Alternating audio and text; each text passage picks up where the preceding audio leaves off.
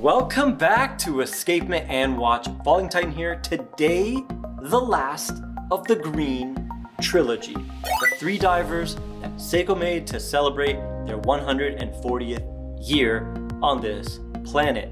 Last but not least, the SEIKO SUMO. And in 2007, a new modern diver. When it released, it was the top of the Seiko diver world, or near the top.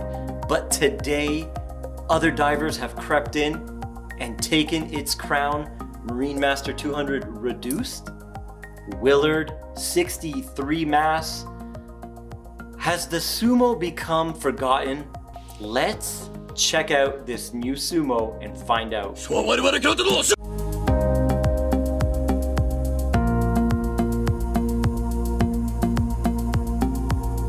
Let's begin. Thanks to Kavar Jewelers for lending this into the channel. And if you want to buy this watch, email me in the description below and I'll give you a discount code. Introducing SEIKO SUMO SSC807, and yes, it is a quartz. Strange to say that a Sumo is a quartz. We are all used to Sumo being automatic. Alright, so a little bit different on this Sumo, but nonetheless, it is still a beautiful dive watch. Still 200 meter water resist, ISO rated, screw down crown here. And that's what I find the weirdest thing. Not that it's quartz. Having a Sumo with a crown at 3 o'clock. Because you know, it's always at 4. But you still have that feel because you have the pushers at 4 and 2. Now the pushers, let's start that chrono. There you go. It is going. It is a gold second-hand chronograph, and when we restart it, we can see that it's not a mecha quartz. It might look like a mecha quartz when we start it up, as it ticks nicely, almost like a mechanical watch, but with that reset is a dead giveaway that it's just a normal quartz. Now, positives and negatives to that, you guys might want a little bit of a half mechanical feel, half quartz hybrid, but this being full quartz, each subdial has its own motor, meaning each can be adjusted individually. If the chronograph hand ever slips and is off by a bit, you can recalibrate it. So that's the advantage of the normal quartz, and this one is solar. I'm not sure if Seiko has a mecha quartz solar. Sorry guys, I'm not well versed in the Seiko mecha quartz world. Let me know please down in the comments, does Seiko have a mecha quartz solar, and what is the module number? I would be interested to check that one out. Let's get into that beautiful Sumo case shape. This case was stunning back when it first was created in 07. Beautiful faceted tips at the end of the lugs, an amazing cushion with a steep curve for ultra comfort, nice brushing and polishing transitions, laser accurate. It's just a stunning craftsmanship on the case. The casework is a tier above its price point back then, and it still stands the test of time. It competes, even I think it's a little bit better and nicely chiseled than the Marine Master Reduced. All right, and I call this watch chiseled out. This one's even more chiseled out, like a sculpture. Beautiful casework. The Sumo is a thing of beauty when it comes to its casework. And I love how that bezel just sinks in to those huge shoulders that go all the way. They remind me of Sumo's arms going like this, the lugs. Ready to like take position on the mat. It's unbelievably gorgeous. The lugs and the case profile. I do wish it was a bit smaller for my wrist, but that's just me because I have a tiny wrist.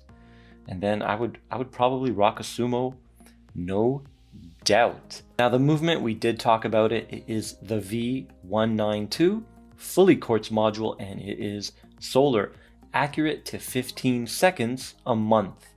So half a second a day, ultra accurate. The battery is gonna last 6 months in complete darkness.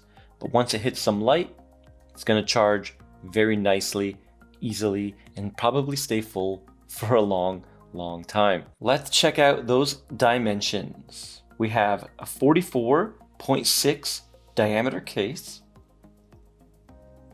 And guys, remember, these are the measurements that I got. 13.7 in thickness and a lug to lug of 51.5. Pretty long wingspan right there. Even though it has that dramatic downturn, it's gonna wear well on most wrists, but I say 6.5 is the lowest you wanna be for a Sumo. Beautiful drilled lugs for easy strap changes. Now the Sumos Bracelet. This is where Seiko may have neglected the Sumo. The fitment on the end links is not the greatest. There is a huge ledge there where the Sumo lug arm goes in. Not sure if you guys can see that. There's like a ledge on each side. So fitment not the greatest, but it is solid links and solid end links. And we have pin and collar, the most secure system. The articulation is not bad, but the disappointment comes right here at the clasp. Yup, it is pressed. So a little bit of a disappointment. You do get 4 micro adjusts and a dive extension. I don't know why they won't upgrade the clasp. It doesn't make sense. Maybe they have a huge parts bin. Like, how hard is it to just give it a Marine Master 62 mass or Willard clasp? All right. You know which one I'm talking about. The fully milled one. This one would do well, and I believe it does fit on this watch. Yeah, they're the exact same size where they taper, so it's definitely gonna fit. If you have one of these, if you have a spare Seiko milled clasp, it will fit and you'll get a nice upgraded premium feel to your Sumo. Should be roughly 18. Let me just make sure. No, too many tags there. 17.9. Okay, yep, exactly. So it does fit. You can do the swap 100% and upgrade the clasp. I guess that's a good thing. So I guess that erases that negative because you can upgrade it, but then you got to pay extra. I don't know how much that clasp costs. So now let's check out the bezel and the bezel insert. Again, I love that it's sunken in. That Reese's cup look. Sounds awesome. Very clicky and tactile. Very nice. Not as nice as some other Seiko divers with that more premium dampened feel. I'm not getting that here, but still a great feeling bezel. And it has an aluminum insert, which I'm a fan of aluminum. I love the matte look, the beautiful silver text, how it shimmers, especially under macro. Maybe I'll show one. And I love that they become scratched up and they age. They just look fantastic when an aluminum insert patinas. It just looks so awesome. And I don't know what's gonna happen with these type of inserts. Stainless steel coated with black titanium carbon, and then I guess some layer to make it shiny. I don't know how it's gonna patina, but interesting to see. We'll see in the years to come. So I love this insert and the way it tapers down. Sapphire crystal, no Cyclops on this one. I know the newer Sumos have the Cyclops, but this one has the date down at 430, so they can't do it. And this one does have AR, no distortion, completely flat. Very nice sapphire crystal. Now the dial and hands. I moved the hands out of the way. You can see the Prospex X under the word Seiko, and then under that in gold, Divers 200. So very nice. That's usually at the bottom, but as you can see, there's no room at the bottom. Let's adjust it. That lower 6 o'clock subdial is interesting. It shows you like a fuel gauge. So your power level, F and E for full and empty. So here we can see that the battery is basically full. It's on F.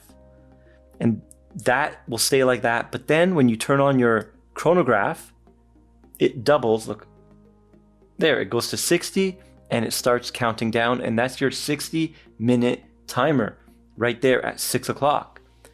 And the subdial at 3 o'clock is just a 24-hour. See how it moves with the hour hand? Just lets you know basically when it's morning and night. These pushers are screw down just like the crown, like I mentioned before, clockwise to screw it and counterclockwise to unscrew it, exactly how the normal dive crown works. All right, and make sure they're screwed down and locked if you want to dive to maintain your 200-meter ISO wet tested rating. All right, that dial does have that beautiful British racing green that we've seen in the other two, the MM300 and 200, but with these black subdials, there's very little green, so it's hard to get that effect like the other two watches. But I'm a big fan of the black and green theme, the black bezel insert and the black subdials. It is a nice look, and the splash of gold on the second hand is very nice as well. So just a 60-minute chronograph running seconds at 9 o'clock, and of course the 24-hour indicator at 3 o'clock, which I don't find too useful. Maybe wish it was something else like an hour timer. So once this one hits 1 hour, this one will go up by 1. I think that will be more useful. The price, I have the Canadian price, and it translates roughly to 800 USD. Now that is for this limited edition 4,000 units ISO professional diver chronograph quartz. What do you guys think of the price? This one is the lowest from the green trilogy, the MM200 SPB207 and the SLA 047. So this is the most affordable one, and it is still a looker and still a pro diver. Now let's compare it with an SKX. SKX, there you can see that short lug to lug on the SKX versus that long lug to lug on the Sumo, but the Sumo does have that dramatic downturn. Look at that. All right. Yeah, you know what? They're pretty comparable, even though the Sumo has a good 3 mils on it. Let's check out real quick the secret measurement. Why not? 41.1 on that bezel. Interesting. So that's, I guess, why the Sumo wears well. 41.2 on the SKX. So basically the same bezel. All right. Yeah, there you go. They do look very similar, except for those long lugs. What do you guys think of these two? I think if you can pull off an SKX, you can wear Sumo, but it is going to wear a little bit large. So just be wary of that. Here it is on my 6.5-inch wrist. Look at that. Looks great. And I remember the other Sumos that I reviewed being thinner. They just feel, I thought they were like 12.5 or something. And this is 13.7. Does feel a little bit thicker, which is, I find strange, because shouldn't the quartz movement be thinner? I don't know. Maybe Seiko had to, because of the buttons, had to make it a bit thicker to keep that 200-meter water rating. Just a guess, not sure. But next time I get a Sumo on, I'm going to double check. Unless some of you guys know the thickness of an original Sumo or a modern, normal, up-to-date Sumo like the ceramic one, let me know. So yeah, there it is. I can definitely wear it, but it is a bit too big, so I definitely wouldn't. But up to you guys. A lot of people like that big watch look. And yeah, it looks great. Here it is under some half lighting, and yes, it does look black most of the time. It's tough to see the hints of subtle green, just like the other two watches in the green trilogy. So the story is the same here. And of course, no time grapher today. It is quartz, so it's already accurate. And yeah, it's a great watch, and I believe it is fairly priced However, it does have the negatives. For me, the bracelet with the clasp that definitely needs to be upgraded. And I think people would prefer ceramic insert. I think that would justify it a bit better. Me, I'm okay with aluminum. As you guys know, I love aluminum.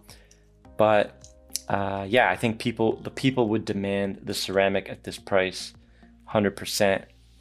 But yeah, so what do you guys think of this Sumo? Are you guys interested in it? And if you like this video, please like, share, and subscribe, and I'll see you in the next one.